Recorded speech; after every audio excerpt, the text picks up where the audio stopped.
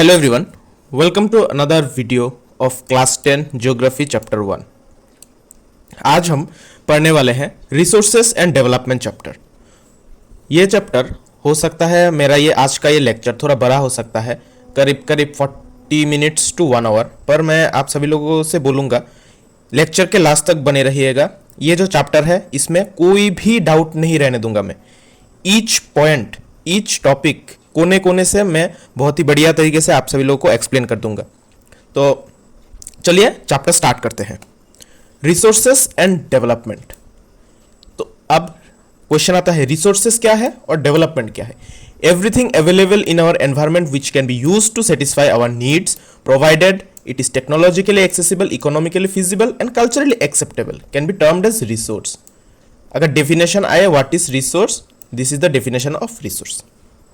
एक ऐसी चीज जो हमारे जरूरतों को सेटिस्फाई करे, जो टेक्नोलॉजी के द्वारा हम लोग उसे एक्सेस कर सकते हैं, जिसको हम पैसे देकर खरीद सकते हैं या फिर वो एक्सेसिबल है, जो चीज कल्चर में एक्सेप्टेबल है, उसको हम रिसोर्स कहलाते हैं।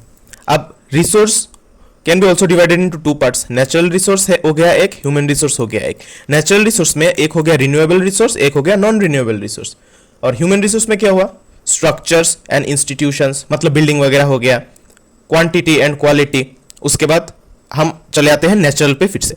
रिन्यूएबल पे क्या क्या है, कॉन्टिन्यूअस और फ्लो, एग्जाम्पल विंड वाटर, ये कभी खत्म नहीं होगा। रिन्यूएबल एक बार खत्म हो गया उसके बाद फिर से ऑटोमेटिकली ये बन जाएगा, इसको कहते हैं हम रिन्यूएबल।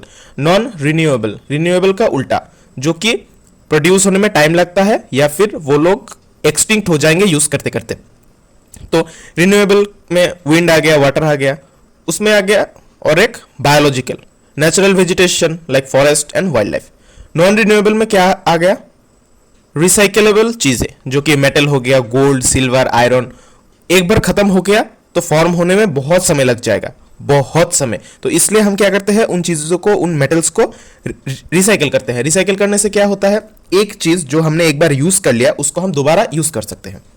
उसके बाद आता है non recyclable such as fossil fuels. Fossil fuels में क्या आता है, पेट्रोल हो गया, डीजल हो गया, केरोसिन हो गया, नेचुरल गैस हो गया, जो कि हम नेचर से एक्सट्रैक्ट करते हैं, जो एक ना एक दिन खत्म हो जाएगा। और वो चीज रिन्यू होने में बहुत साल लग जाएंगे, करोड़ों साल लग जाएंगे वो चीजें रिन्यू होने के लिए। अब the process of transformation of things available in our environment involves an interactive relationship between nature, technology and institutions. Human beings interact with nature through technology and create institution to accelerate their economic development। तो यहां पर हम समझते हैं जो transformation का जो process है, ठीक है, हम मेटल एक्सट्रैक्ट किए हैं ग्राउंड से, नेचर से एक्सट्रैक्ट किया, उसको तो प्यूरिफाई भी करना होगा। प्यूरिफाई कौन करेगा, प्यूरिफाई करेगा टेक्नोलॉजी। एक टेक्नोलॉजी से हम उस चीज को प्यूरिफाई करेंगे। और इंस्टीट्यूशंस क्या करेंगे, इंस्टीट्यूशंस वो मेटल्स या वो जो चीजें हैं, जो रिसोर्सेस है, उनको स्केल अप करेंगे। Scale up means they will sell it to the human beings, sell it to us itself. तो यहां पर यही बताया गया है, ये जो एक ट्रांसफॉर्मेशन है, ट्रांसफॉर्मेशन में एक इंटरैक्टिव रिलेशनशिप रहता है बिटवीन किसके, किन दोनों के साथ, nature, technology and institution. Nature से रॉ मटेरियल्स मिलता है, टेक्नोलॉजी के हेल्प से हम रॉ मटेरियल्स को फाइन गुड्स बनाते हैं, फाइन प्रोडक्ट्स बनाते हैं। और इंस्टीट्यूशंस क्या करते हैं, इंस्टीट्यूशन उन्हीं प्रोडक्ट्स को स्केल अप करते हैं, यानी कि इकोनॉमिक डेवलपमेंट करते हैं, बेचते हैं, आगे जाके वो चीजें कोई खरीदता है, इससे एक इकोनॉमिकल एक्सीलरेशन मिलता है। Resources are a function of human activities. Human beings themselves are essential components of the resources. अगर ह्यूमन बींग्स खुद ही नहीं रहेंगे तो ये रिसोर्सेज का हम करेंगे ही क्या, वैल्यूलेस हो जाएगा। They transform material available in our environment into resources and use them। जो मटेरियल, जो रॉ मटेरियल है, उसका तो कोई यूज नहीं है, पर टेक्नोलॉजी के हेल्प से ह्यूमन बींग्स ही उन चीजों को ट्रांसफॉर्म करते हैं और उन चीजों को यूज करने लायक बनाते हैं। ठीक है, क्लियर हो गया इतना तक। उसके बाद हम देखते हैं this resources can be classified in the following veg. Resources को भी हम क्लासिफाई कर सकते हैं। पहला क्या हुआ, on the basis of origin, biotic and abiotic. On the basis of exhaustibility, renewable and non renewable. Exhaustibility मतलब खत्म हो जाएगा। On the basis of ownership, individual, community, national and international. Individual में क्या हो गया, खुद का घर। कम्युनिटी में क्या हो गया, कम्युनिटी पार्क्स। नेशनल में क्या हो गया, मानो किसी कंट्री का कोई जगह है जिसपे कंट्री अपना ओनरशिप स्थापित करता है। इंटरनेशनल क्या हो गया? सी, इंटरनेशनल सी, जिसके ऊपर हर कंट्री का हक होता है। On the basis of status of development, potential, develop, stock and reserves. Potential वो रिसोर्सेस है जिनमें पोटेंशियल है यूज करने के लिए, पर अभी तक उनके जो मैकेनिज्म्स है वो डेवलप नहीं हुए। डेवलप स्टॉक्स जो कि डेवलप हो चुके हैं, और रिजर्व्स क्या है? हमें पता है ये चीजें यूज हो सकते हैं, पर इनको हमने स्टॉक करके रखा है, that is reserve. Okay, clear? उसके बाद डेवलपमेंट ऑफ रिसोर्सेस। रिसोर्सेस को हम कैसे डेवलप कर सकते हैं? तो यहां पर हम शुरू करते हैं। Resources are vital for human survival as well as for maintaining the quality of life. Resources क्यों रिक्वायर्ड है? रिसोर्सेस रिक्वायर्ड है ह्यूमन सर्वाइवल के लिए और maintaining the quality of life. एक लग्जरियस, एक एडिक्वेट लाइफ मेंटेन करने के लिए हमें रिसोर्सेस की जरूरत है। आयरन क्यों जरूरत है? इंफ्रास्ट्रक्चर बनाने के लिए।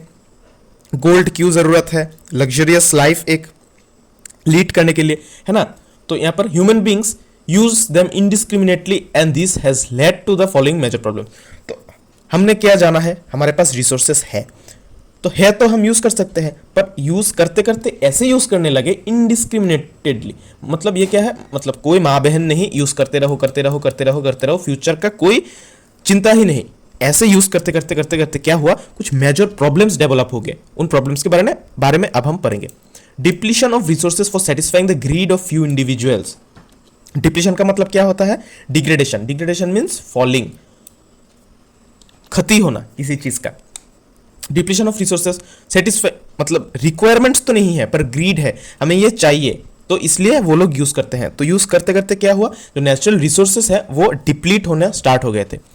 Accumulation of resources in few hands which in turn divided the society into segments, haves and have nots और रिच और पुअर्स। यहां पर क्या हुआ? Accumulation of resources. जो लोगों के पास पावर है वो लोग क्या करने लगे? रिसोर्सेस को एक्यूमुलेट करने लगे। मतलब गोल्ड, ठीक है, मेरे पास पैसा है, मैं खरीदता गया खरीदता गया खरीदता गया खरीदता गया खरीदता गया। उसके बाद क्या हुआ? मेरे पास गोल्ड एक्यूमुलेट हो गया, मेरे पास बहुत सारे गोल्ड हो गए। तो इसलिए क्या हुआ? जो रिच और पुअर का डेफिनेशन यहां से ही आया। इसके पास बहुत सारा गोल्ड है, इसके पास बहुत सारा रिसोर्सेस एक्यूमुलेटेड है, तो ये रिच होगा। उसके पास कोई गोल्ड एक्यूमुलेशन नहीं है तो वो पुअर है, ठीक है। Indiscriminate exploitation of resources have led to global ecological crisis such as global warming, ozone layer depletion, environmental pollution and land degradation. तो इनडिस्क्रिमिनेटिव एक्सप्लॉयटेशन ऑफ रिसोर्सेस, इसका मतलब क्या हुआ? जो भी रिसोर्स है उसको डिस्क्रिमिनेट नहीं किया गया। यूज कर रहा हूं, एकदम दबा के यूज करो। ऐसे करते करते करते करते क्या हुआ? कुछ ग्लोबल क्राइसिस सामने आ गए। पहला क्या है? Global warming. क्यों हुआ? ओजोन लेयर डिप्लीशन के लिए। ये ओजोन लेयर डिप्लीशन क्यों हुआ? Too much emission of carbon dioxide. Too much emission of carbon dioxide क्यों हुआ? Excessive coal plants, excessive use of vehicles, ठीक है ना। Environmental population and land degradation. तो जब हमारा रिक्वायरमेंट है 1 किलो चावल और हम थाल में ले लेते हैं 1.5 किलो चावल, ठीक है, तो 1 किलो तो हम खा लेंगे और जो बचा हुआ 500 ग्राम से उसको तो हम फेंक देंगे। तो फेंकने से क्या होता है? Environmental pollution. मैंने जो एग्जांपल दिया वो तो एक बायोडिग्रेडेबल चीज है जो मिट्टी में मिल जाएगा, पर ऐसे भी चीजें हैं जो नॉन बायोडिग्रेडेबल है, जिससे क्या होता है? एनवायरमेंटल पोल्यूशन होता है। मेरे पास गाड़ी है, मैं बाजार जाऊंगा, बाजार तो मैं बाइसाइकिल से भी जा सकता हूं, पर मैं गाड़ी से जाऊंगा, तो उससे क्या हो गया? मेरा जो कार्बन फुटप्रिंट इमिशन है, मेरा कार्बन फुटप्रिंट बढ़ गया। तो इसके वजह से क्या हुआ? Environmental pollution. Same and land degradation, ये तो समझ में आ चुका होगा।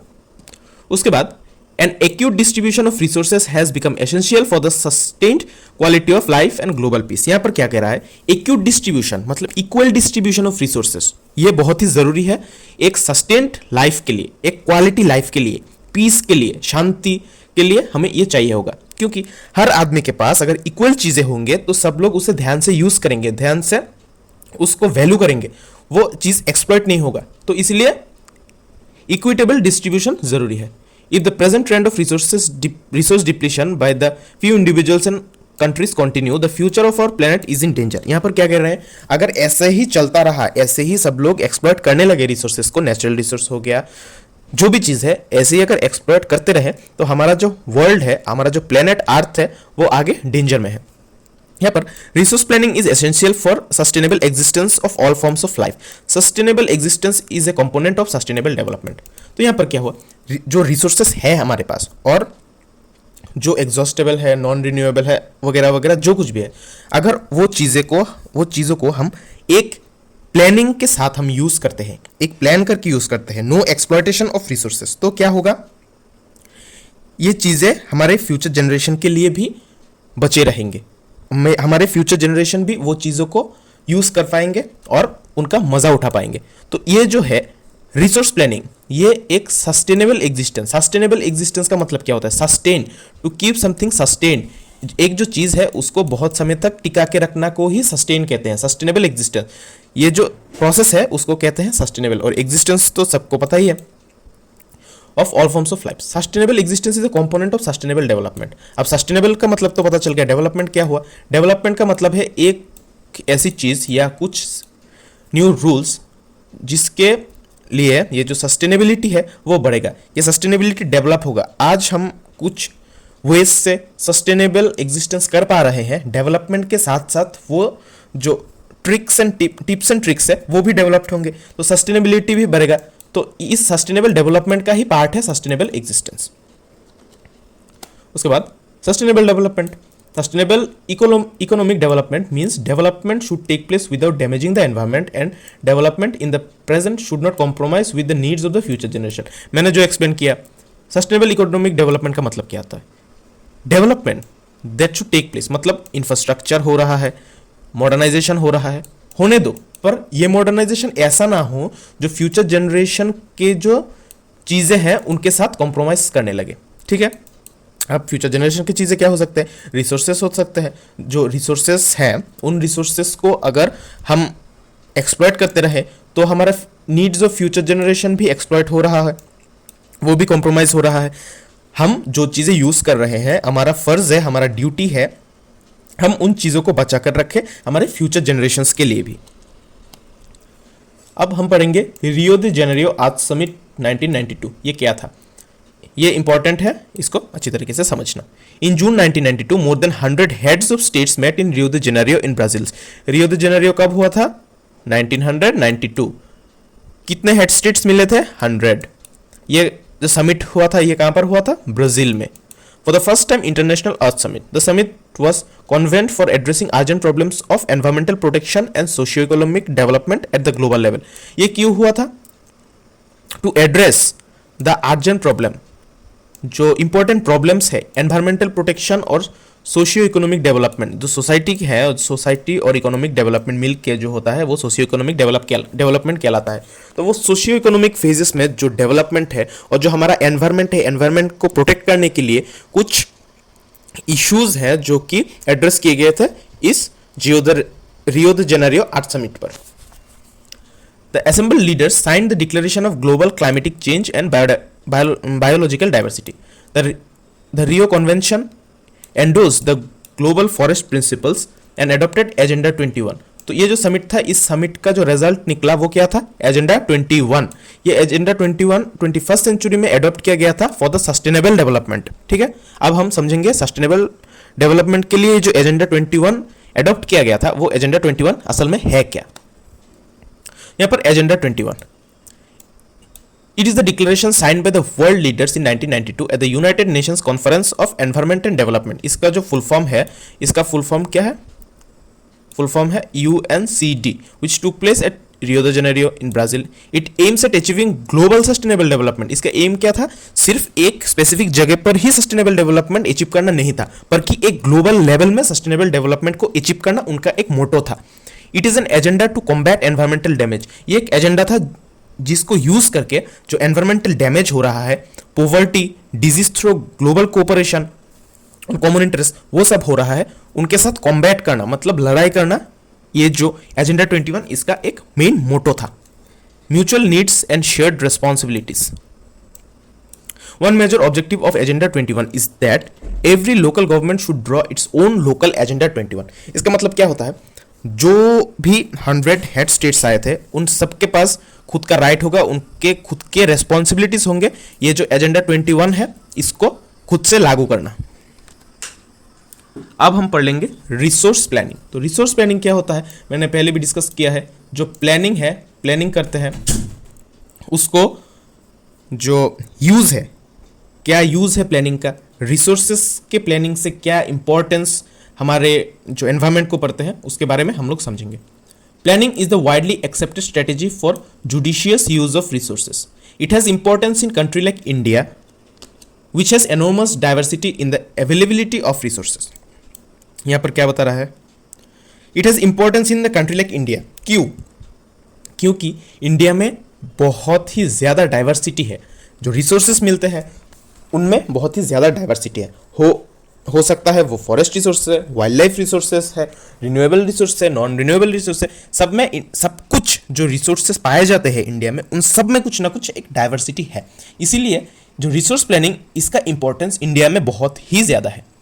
There are some regions which can be considered self-sufficient in terms of the availability of resources, and there are some regions which have acute shortage of some vital resources.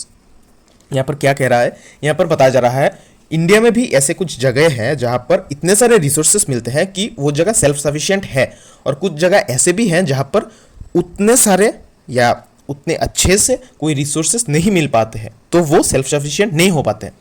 For example के लिए अगर हम देखें, the states of Jharkhand, Chhattisgarh and Madhya Pradesh are rich in minerals and coal deposits. Arunachal Pradesh has abundance of water resources but lacks in infrastructural development. तो यहाँ पर इन examples के साथ हम समझ सकते हैं कुछ कुछ जगह में ऐसे भी हैं, झारखंड, छत्तीसगढ़ हुआ, मध्य प्रदेश हो गया, जहाँ पर मिनरल्स और कोल डिपॉजिट जो है वो बहुत ही ज़्यादा है। और अरुणाचल प्रदेश के बारे में अगर हम देखें तो वहाँ पर वाटर रिसोर्सेज तो भर भर के हैं, पर जो इंफ्रास्ट्रक्चरल डेवलपमेंट है वो उतना खास कुछ नहीं है। The state of Rajasthan is very well endowed with solar and wind energy. Rajasthan में सोलर एनर्जी और विंड एनर्जी बहुत ही ज़्यादा मिलता है, but lacks in water resources. Water resources तो लैक होना ही था, क्योंकि राजस्थान क्या है, राजस्थान एक डिजर्ट रीजन है, तो इसीलिए ये हो रहा है। The cold desert of Ladakh is relatively isolated from the rest of the country. It has very rich cultural heritage, but it is deficient in water, infrastructure and some vital minerals. तो लद्दाख में क्या होता है, लद्दाख को हम कोल्ड डेजर्ट के नाम से जानते हैं।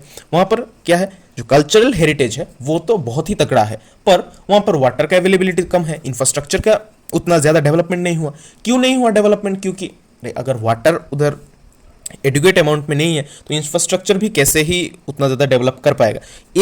एक चीज़ दूसरे चीज़ के साथ इंटर रिलेटेड है इस नेचर में, ठीक है। This calls for balance resource planning at the national, state, region and local level. ये जो कुछ रीजन्स हैं जो हमने अभी डिस्कस किए, इन्हीं रीजनों के लिए हमें रिसोर्स प्लानिंग बहुत ही इंपॉर्टेंट है। होप करता हूँ यहाँ तक सभी लोगों को ये जो कॉन्सेप्ट है ये समझ में आ चुका होगा। अब तक हमने ये तो समझ लिया रिसोर्स प्लानिंग ज़रूरी क्यों है, तो अब हम पढ़ेंगे resource planning in India. India में कैसे रिसोर्सेस को यूज़ करने के लिए प्लान किया गया था। Resource planning is a complex process which involves, क्या क्या चीज़ें इन्वॉल्व होते हैं। Identification and inventory of resources across the regions of the country. Identification, पहले हमें पता करना पड़ेगा ये कौन सा रिसोर्स है, उसके बाद हमें पता करना पड़ेगा ये कौन से रीजन में पाया जाता है, उसके बाद हमें ये भी डिफाइन करना पड़ेगा कितना अमाउंट में है, उसके बाद ही हम इसको प्लान कर सकते हैं कैसे यूज़ करते हैं। This involve surveying, mapping and qualitative and quantitative estimation and measurement of the resources. मैंने जो एक्सप्लेन किया, क्वालिटेटिव उसका क्वालिटी कैसा है, क्वांटिटेटिव वो कितने मात्रा में उधर पाया जाएगा उसका एक एस्टिमेट किया जाता है, उसके बाद ही रिसोर्स प्लानिंग किया जाता है। ये रहा first point. Second point, evolving a planning structure endowed with appropriate technology, skill and institutional setup for implementing resource development plans। तो यहाँ पर क्या हो रहा है, एक प्लान या प्रॉपर स्ट्रक्चर हमें बनाना पड़ता है जिसके पास एप्रोप्रिएट टेक्नोलॉजी यूज करना होगा, प्रॉपर स्किल्स यूज करने पड़ेंगे एंड एक प्रॉपर इंस्टीट्यूशन सेटअप करना पड़ेगा जो कि इम्प्लीमेंटेशन करके उस जो रिसोर्सेस है उसको एक्सट्रैक्ट करेगा, उसको प्रोसेस करेगा और उसको यूजेबल बनाएगा। उसके बाद matching the resource development plans with overall national development plans. तो ये जो रिसोर्स डेवलपमेंट प्लान है उसको भी नेशनल डेवलपमेंट प्लान के साथ मैच करवाना पड़ेगा। India has made concerted efforts for achieving the goals of resource planning right from the first 5-year plan launched after independence। यहाँ पर सीधी सी बात है, जो एफर्ट्स दे रहा है इंडियन गवर्नमेंट, जो to achieve the goals achieve करने के लिए वो right from the first 5 year plan उससे ही मतलब हो रहा है. The availability of resources is necessary condition for the development of any region, but mere available of resources is in the absence of corresponding changes in technology and institution may hinder development. तो यहाँ पर क्या कह रहा है? Availability of the resources is a necessary condition. पहले तो available रहना पड़ेगा वो रिसोर्स, उसके बाद ही एक जगह एक रीजन डेवलपमेंट के लिए तैयार होगा. पर जहां पर अवेलेबिलिटी है रिसोर्सेज के, पर वहां पर टेक्नोलॉजी और इंस्टीट्यूशन का उतना अच्छा अवेलेबिलिटी नहीं है, वहां पर डेवलपमेंट कैसे होगा कैसे नहीं होगा उसके लिए भी कुछ मेजर्स लेने पड़ते हैं. There are many regions in our country that are rich in resources but these are included in economically backward regions. On the contrary there are some regions which have a poor resource base but are economically develop. यहाँ पर क्या कह रहा है? India में ऐसे बहुत सारे रीजन्स है जहां पर रिसोर्सेज तो है पर वो इकोनॉमिकली बैकवर्ड रीजन्स है, और इंडिया में ऐसे भी कुछ जगह हैं जहां पर जो इकोनॉमिकल डेवलपमेंट है वो तो बहुत ही तगड़े तरीके से हुआ पर वहां पर रिसोर्सेज उतने नहीं मिल पाते. The history of colonization reveals that rich resources in colonies were the main attraction for the foreign investors. तो यहाँ पर हिस्ट्री क्या कहता है? कोलोनाइजेशन के समय क्या कहता है? जो कीमती रिसोर्सेज थे कॉलोनीज में वो ही मेन अट्रैक्शन था जो फॉरेन इन्वेडर्स आए थे उसका. It was primarily the higher level of technological development of the colonizing countries that help them to exploit resources of other regions and establish their supremacy over the colonies. यहाँ पर क्या कह रहा है? जो टेक्नोलॉजिकल डेवलपमेंट है जो colonizing countries ने एडॉप्ट किया था उनके जरिए जो रिसोर्सेस है उनको एक्सप्लॉइट करने में सुविधा हुआ था, इसीलिए वो लोग एक सुप्रीमेसी एस्टेब्लिश करने में सक्षम रहे हमारे जो इंडियन कॉलोनीज है उनके ऊपर. ठीक है, समझ गया? Resources can contribute to development only when they are accompanied by appropriate technological development and institutional changes. India has experienced all this in different phases of colonization. यहाँ पर कह रहा है जो resources है वो डेवलपमेंट पे तब कंट्रीब्यूट करेगा जब उसको एक्सेस करने के लिए appropriate technological development होगा या फिर जो appropriate institutions है वो डेवलप्ड होंगे. इंडिया ये सारी चीज़ें colonization के समय बहुत बढ़िया तरीके से ऑब्जर्व करके आ रहा है. Development in general, the resource development in particular does not only involve the availability of resources but also the technology, quality of human resources and the historical experiences of the people. जो resource development है वो सिर्फ यही नहीं है कि कहाँ पर रिसोर्स का अवेलेबिलिटी है कहाँ पर नहीं है, पर यह भी है टेक्नोलॉजी कितना डेवलप्ड है, ह्यूमन रिसोर्सेज जो है, ह्यूमन रिसोर्सेज का जो क्वालिटी है वो कितना डेवलप्ड है, और जो हिस्टोरिकल एक्सपीरियंसेस है वो कितना खास है या खास नहीं है, उसके ऊपर ये सब डिपेंड करते हैं. अब इतना तो हमने समझ लिया, अब हम समझेंगे कंजर्वेशन ऑफ रिसोर्सेज. ठीक है, एक प्लानिंग हो गया, प्लानिंग ऑफ रिसोर्सेज, हम रिसोर्सेज को कैसे यूज़ करेंगे कैसे नहीं करेंगे, कौन सी जगह से कितना रिसोर्स हम लाने वाले हैं, यूज़ करने वाले हैं, कितना हम सेव करने वाले हैं. अब हमें समझना पड़ेगा कंजर्वेशन ऑफ रिसोर्सेज. रिसोर्सेज को हम यूज तो करेंगे पर जितना रिक्वायर्ड है उतना ही करेंगे, कुछ तो कंजर्व भी करना पड़ेगा. ठीक है ना? तो अब हम पढ़ लेते हैं conservation of resources. Resources are vital for any developmental activity. ठीक है, but irrational consumption and over utilisation of resources may lead to socio economic and environmental problem.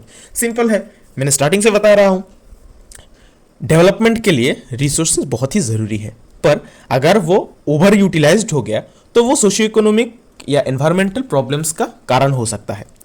Resource conservation at various level is important. ठीक है, ये तो clear हो गया. This had been the main concern of the leaders and thinkers in the past. Past में, इतिहास में जो लीडर्स थे, जो थिंकर्स थे, उनका भी यही एक कंसर्न था कि रिसोर्सेज को कंजर्व करना पड़ेगा. Gandhi ji was very adept in voicing his concern about resource conservation in this words. There is enough for everybody's need and not for anybody's greed. हमारे वर्ल्ड में उतना रिसोर्सेस है जो सारे लोगों के नीड्स को फुलफिल कर पाए, पर उसका मतलब ये थोड़ी ना है कि एक पर्सन का जो ग्रीड है उसको ही फुलफिल नहीं कर पाएगा.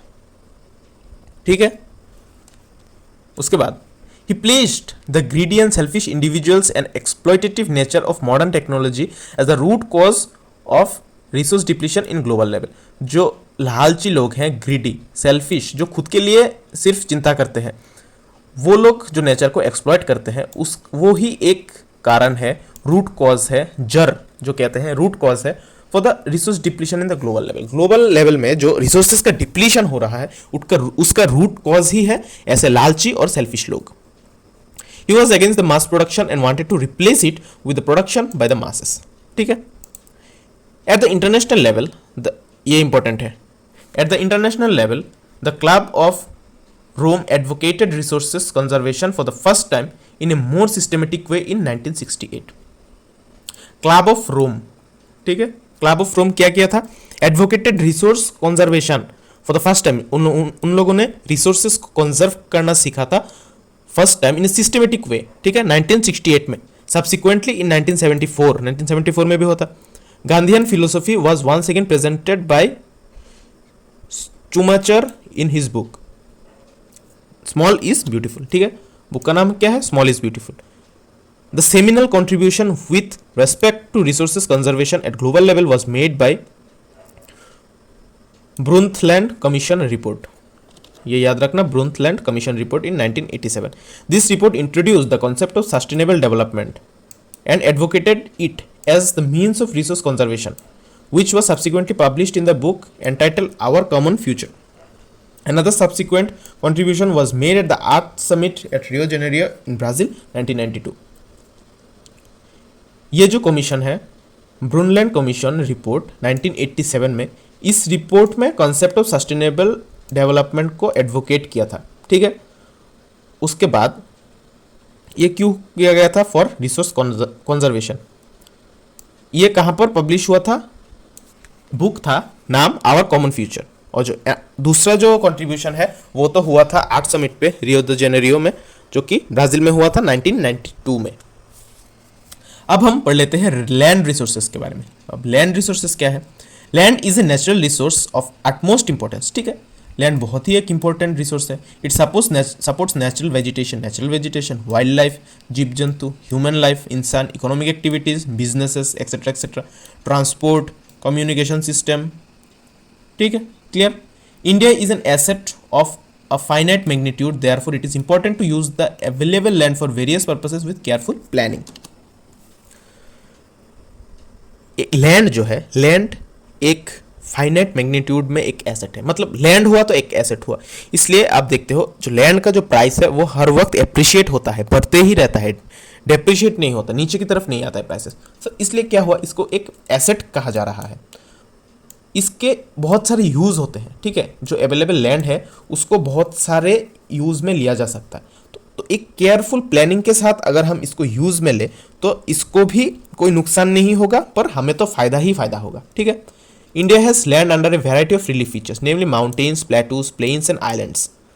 About 43% of the land area is plain, which provides facilities of agriculture and industry. तो यहाँ पर क्या बताया जा रहा है?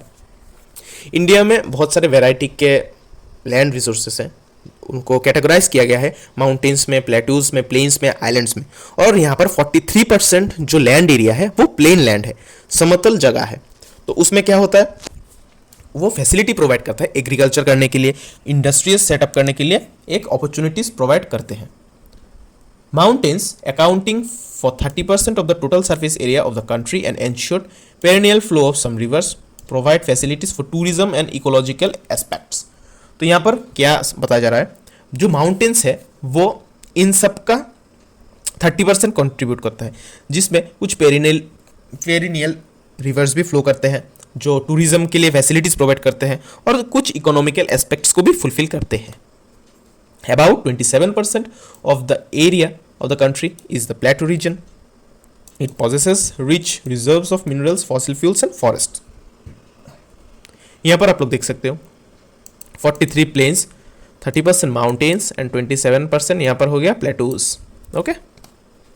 अब यहाँ पर हम आते हैं लैंड यूटिलाइजेशन में. ये जो लैंड है, लैंड को हम कैसे यूटिलाइज कर सकते हैं. फर्स्ट हो गया फॉरेस्ट, सेकंड हो गया land not available for cultivation, barren and wasteland. जो वेस्टलैंड है जिसमें फर्टिलिटी एकदम जीरो है, उसको यूज ही नहीं किया जा सकता, वो वेस्टलैंड है. Land put on non agricultural uses, buildings, roads, factories. Suppose यहाँ पर एक बिल्डिंग हुआ, तो बिल्डिंग कहाँ पर हुआ? एक लैंड के ऊपर, पर यहाँ पर तो एग्रीकल्चरल यूज तो नहीं है, इसमें क्या हो रहा है? बिल्डिंग खड़ा हो गया, ये एक नॉन एग्रीकल्चरल यूज हो गया।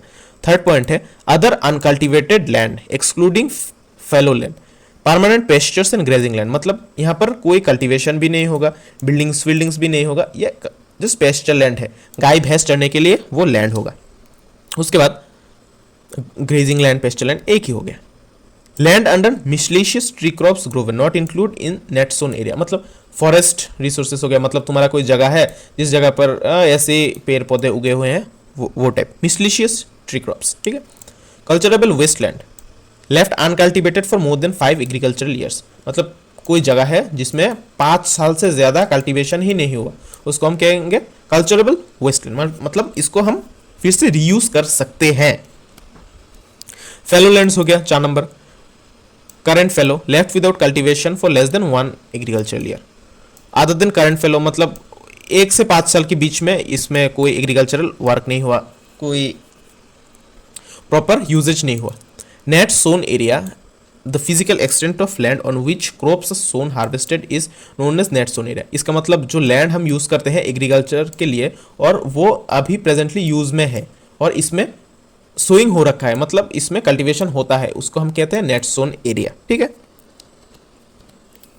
उसके बाद land use patterns in India, land कैसे यूज होता है इंडिया में, हम उसके बारे में बात कर लेते हैं।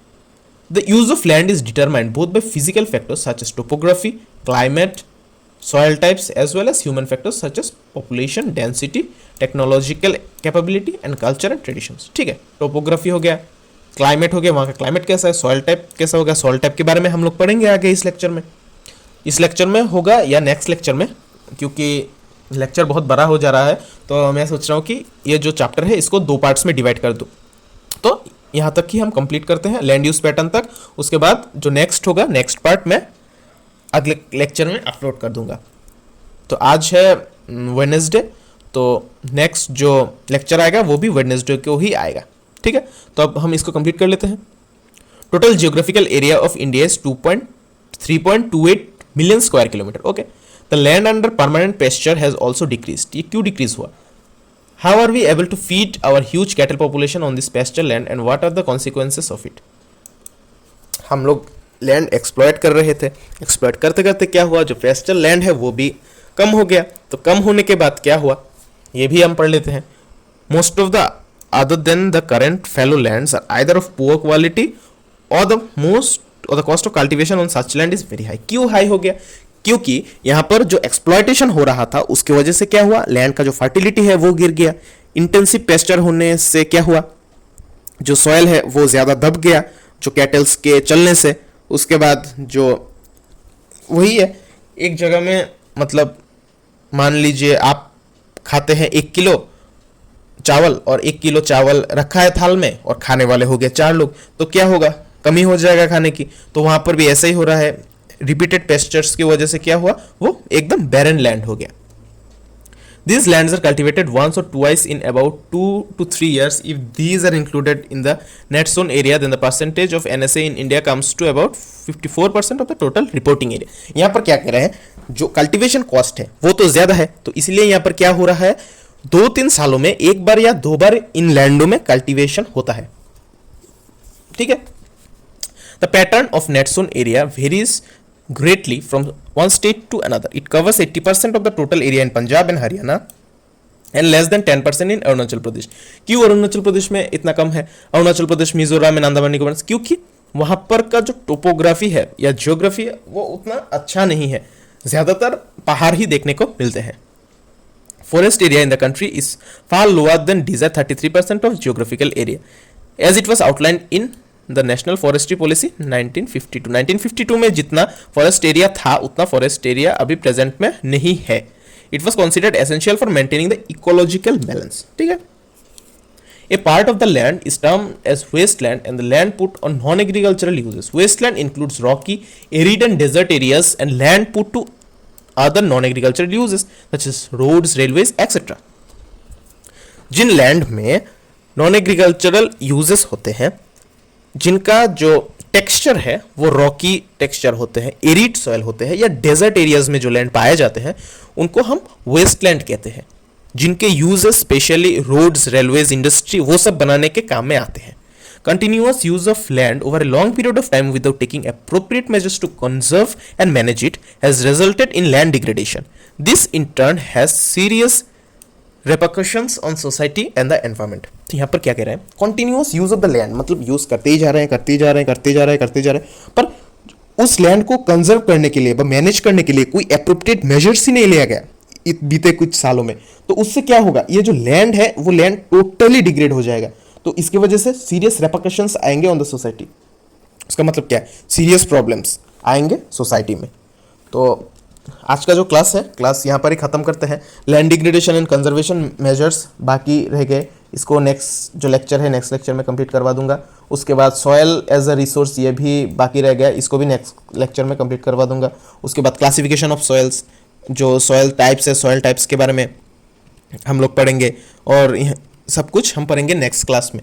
तो नेक्स्ट लेक्चर मिस ना हो इसलिए चैनल को ज़रूर से सब्सक्राइब कर लेना और नोटिफिकेशन बेल को भी ऑल पे सेट कर देना. नेक्स्ट जो लेक्चर होगा ज्योग्राफी के लिए क्लास 10 वो नेक्स्ट वीक वेडनेसडे को आएगा, और पॉलिटिकल साइंस का जो है वो ईच वीक मंडे में आया करेगा. Class 10 political science Monday, class 10 geography Wednesday. Okay, so hope video आप लोगों को अच्छा लगा, एक्सप्लेनेशन आप लोगों को अच्छा लगा. तो मिलते हैं नेक्स्ट लेक्चर में. Till then stay safe and bye bye.